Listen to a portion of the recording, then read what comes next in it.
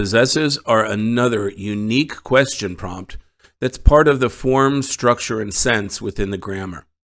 They're quickly denoted by first identifying you've got a grammar question, conventions of standard English, and then doing a quick vertical scan. You'll either see apostrophes or you'll see the possessive pronoun forms. Recall, possessive pronouns do not take apostrophes. No pronouns that show possession, with a possible exception of indefinite pronouns, will have apostrophes. If you see a pronoun with an apostrophe, they, apostrophe re, it's basically a contraction. That means they are. It, apostrophe s, is it is. So if I have possession, it's going to be there or it. So the question here, do I have possession?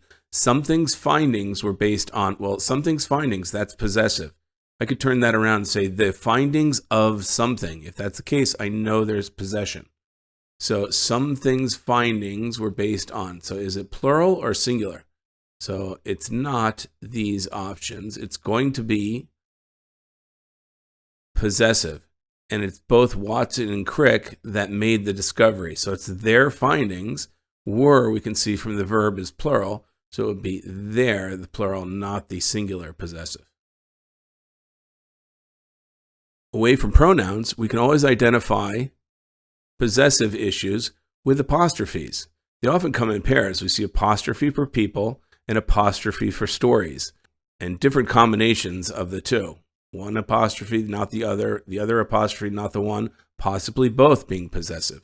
You have to assess which are possessive or not. So in this case, the professional authors who are paid to write other people's stories. So they're the stories of people. So people is possessive. And we want apostrophe s. So that would be out without the apostrophes. And then stories, but whose name. So stories itself is not possessive.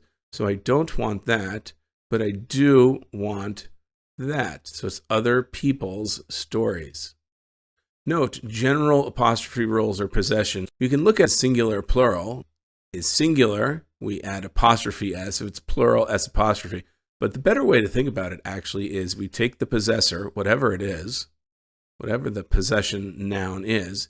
If it ends in an s, we just add an apostrophe. If it ends not in an s, we add apostrophe s. And this is true whether it's really singular or not. So again, dog, singular, that doesn't end in s, we add apostrophe s. Dogs, plural, which ends in an s, we just add the apostrophe. But some words are singular and they already end in s. Moses, if I want that to be possessive, I would simply add the apostrophe. Or I could have a plural noun that does not end in s, like children or people. In that case, the possessive, I add the apostrophe s. So note the possessor, whether it ends in s or not, denotes whether I add apostrophe at the end of the s or an apostrophe s if it doesn't end in an s. And that's really the key.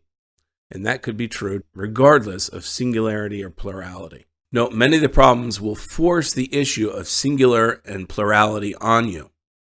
So here we've got a couple options that could be possessive or not in this case, and it's playa and rocks. We actually have to determine if it's apostrophe s or s apostrophe for rocks, and apostrophe s or s apostrophe for playas. So in the Death Valley National Parks, a flat, dry lake bed, there's a single playa, a single lake bed. So it would be apostrophe s, not s apostrophe. So that would be out. That no apostrophe would be out because it is possessive. The playa does own the sediment, and it's the sediment of the playa. So singular here is going to be apostrophe s because the word itself in singular does not end in s. Okay? So it's B or C. Now, if I look at the second noun that could or could not be possessive, there are 162 rocks. That's plural, of course. There are many rocks. So I need this to be S apostrophe. Rocks, plural, is the possessor, and I just add the apostrophe to that. This one says it's not possessive, that's wrong. The one that's singular possessive and then plural possessive, given that the possessor itself is singular, it doesn't end in S, playa, and that the other possessor, rocks, itself is plural, and it does end in S. So refer back to exactly what you're dealing with in the previous part of the text to decide whether the possessor itself should be singular or plural, or really to the point whether the possessor ends in an S or doesn't end in an S. And that can be the key to a number of different problems.